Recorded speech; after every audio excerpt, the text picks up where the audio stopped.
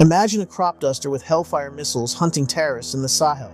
Now picture that same aircraft landing on a dirt road in the middle of nowhere, refueling from jerry cans, and launching again within minutes, all while providing real-time intelligence to special operators deep behind enemy lines.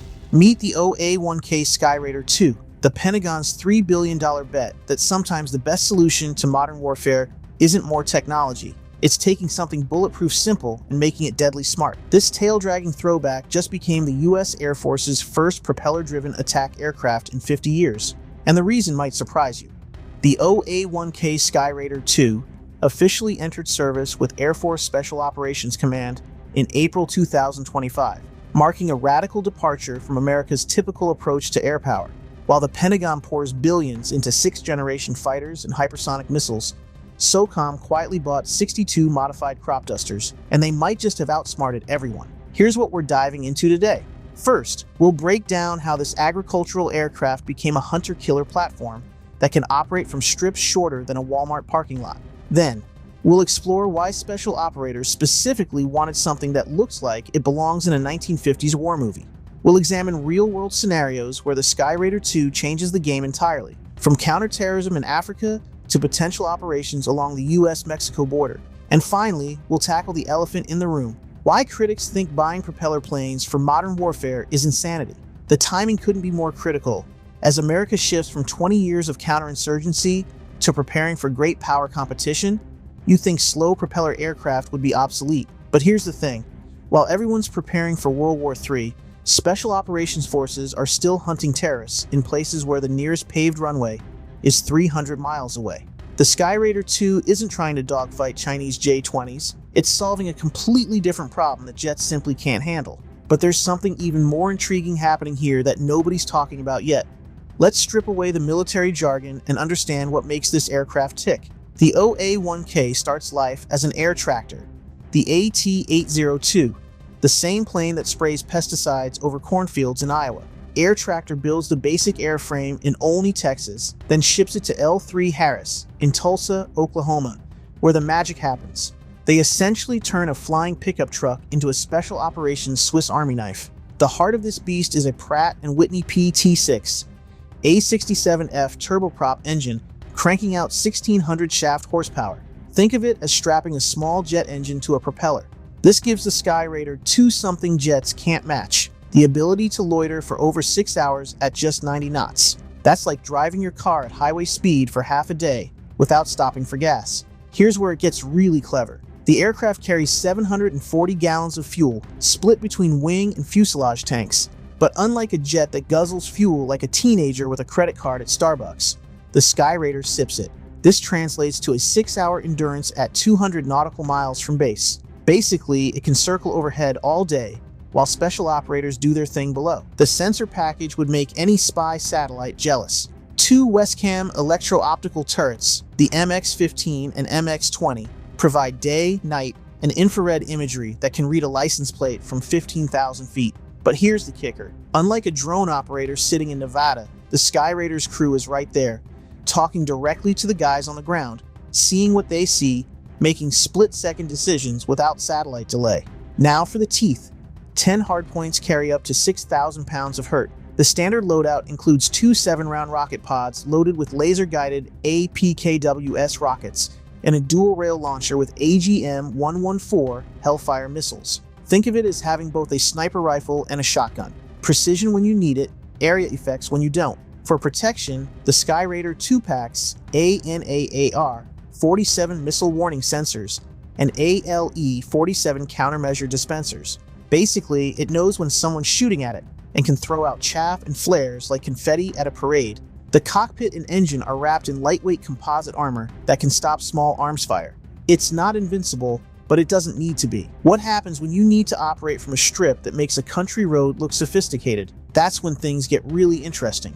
The original A1 Skyraider that inspired this aircraft's name was a Korean and Vietnam War legend, a prop-driven anachronism that somehow outlasted the jets meant to replace it. The old Skyraider could carry more bombs than a B-17 Flying Fortress and stay over target for hours when jets had minutes. Sound familiar? History doesn't repeat, but it sure does rhyme. Fast forward to 2017. Air Force Special Operations Command realizes they have a problem. Their U-28A Draco surveillance planes can watch bad guys all day but can't shoot. Their AC-130 gunships can definitely shoot, but cost $70,000 per flight hour and need a proper runway. Meanwhile, special operators in Africa, Syria, and Afghanistan are operating from strips that would make a bush pilot nervous.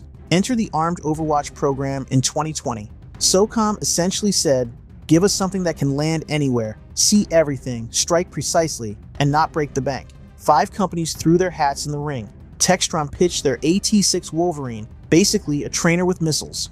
Sierra Nevada offered a weaponized Cessna Caravan, but the dark horse was Air Tractor's AT-802U, partnered with L3 Harris. Colonel Craig Buck Walker, one of the program's champions, tells it straight. It's a farm plane, yes, but that's the beauty of it.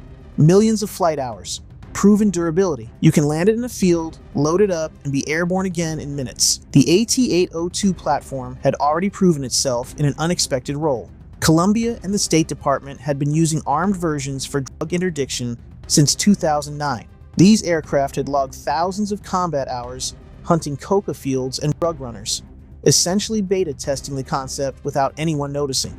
In August 2022, Air Tractor and L3 Harris won the competition with a $3 billion contract for 75 aircraft, later reduced to 62 after some Pentagon hand-wringing. The first operational Skyraider II arrived at Hurlburt Field this past April, and crews have already logged over 1,200 training hours. But here's what really sealed the deal. This thing costs about $15 million per aircraft, less than the price of a single F-35 helmet. Operating costs? Around $2,000 per flight hour compared to $28,000 for an F-16. In Pentagon math, that's basically free. Speaking of math, wait until you hear how many bad guys this aircraft can potentially engage in a single sortie. Picture this scenario. A 6-man special operations team is tracking a high-value target through the mountains of West Africa. The nearest U.S. airbase is 500 miles away. An F-16 could reach them in 20 minutes, but would have maybe 5 minutes over target before heading home. The Skyraider II launches from a dirt strip 70 miles away, basically a flattened patch of desert that local forces cleared with a bulldozer. It arrives overhead in 30 minutes and stays for 4 hours, using its sensors to track vehicles through terrain where even satellites struggle. When the team needs fire support, the Skyraider's combat systems operator can put a Hellfire through a window from 3 miles away. This isn't fantasy. It's exactly what they're training for. At Eglin Air Force Base, test pilots are literally landing these aircraft on dirt roads, simulating the conditions they'll face in places like Mali, Somalia, and Syria. Major Jacob Marsh from the 96th Test Wing describes the aircraft as a hybrid of rotary wing and light fixed-wing platforms, requiring entirely new flying techniques. But here's where it gets really clever. The Skyraider II doesn't work alone. It's designed to be a node in SOCOM's kill web, sharing sensor data with everything from submarines to satellites. That farmer-looking aircraft circling overhead, it's simultaneously feeding intelligence to a SEAL team, coordinating with an MQ-9 Reaper drone, and talking to a destroyer offshore. General Craig Prather, AFSOC's Director of Strategic Plans, dropped a bombshell recently. These aircraft might patrol the U.S. Mexico border, tracking cartels and human traffickers. Imagine a Skyraider II following a suspicious convoy from 30,000 feet, invisible and silent, coordinating with border patrol on the ground. It's like having a permanent eye in the sky that can also reach out and touch someone if needed. In exercises, Skyraider IIs are already practicing something called distributed operations, basically operating from multiple tiny airfields simultaneously, making it impossible for enemies to predict where they'll pop up next. One day they're flying from a highway in Poland, the next from a beach in the Philippines.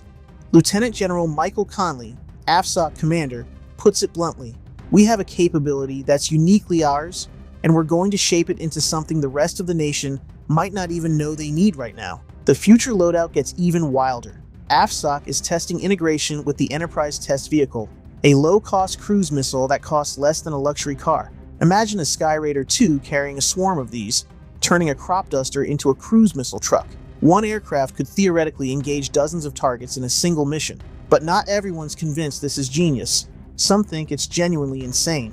Let's address the elephant in the room. In an era of hypersonic missiles and stealth fighters, why is America buying propeller planes? The Government Accountability Office basically said SOCOM was drunk when they ordered these. Their 2023 report urged the Pentagon to substantially reduce the Skyraider buy.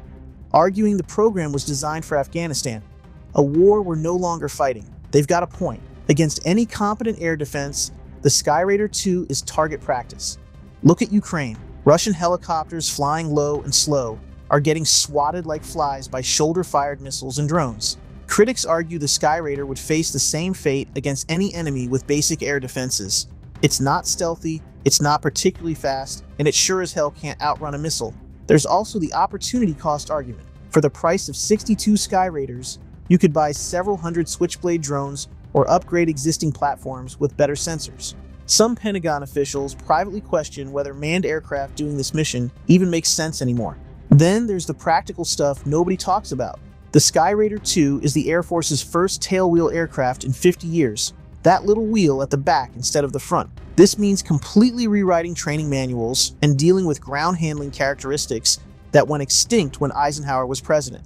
It's surprisingly easy to ground loop these things if you're not careful, potentially causing significant damage. But AFSOC's response? They're not trying to fight China with these things. Brigadier General Prather stated clearly, "We don't expect the Skyraider II to mix it up with 5th and 6th generation fighters. This is for the dirty, unglamorous wars America keeps fighting whether it admits it or not. Hunting terrorists in Africa, supporting partners in South America, maybe even border security. Think about it. We've spent 20 years trying to kill guys in pickup trucks with billion-dollar aircraft. Maybe the answer isn't more technology. Maybe it's the right technology. The real question isn't whether the Skyraider II is perfect. It's whether perfect is the enemy of good enough."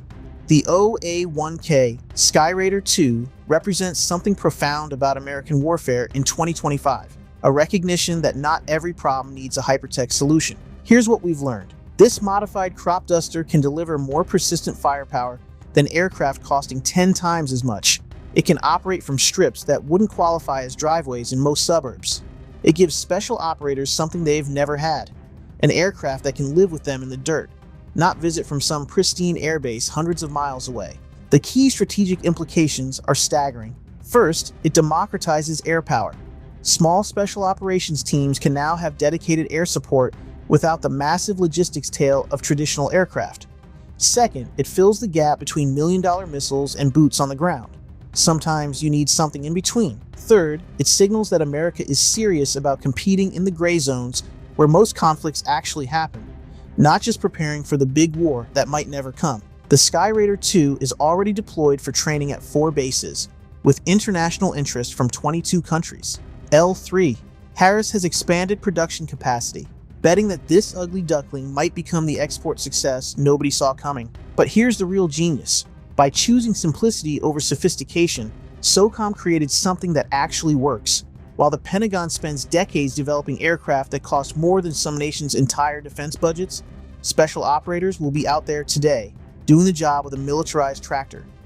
The Skyraider II might not be the aircraft America wanted, but it might just be the one we need.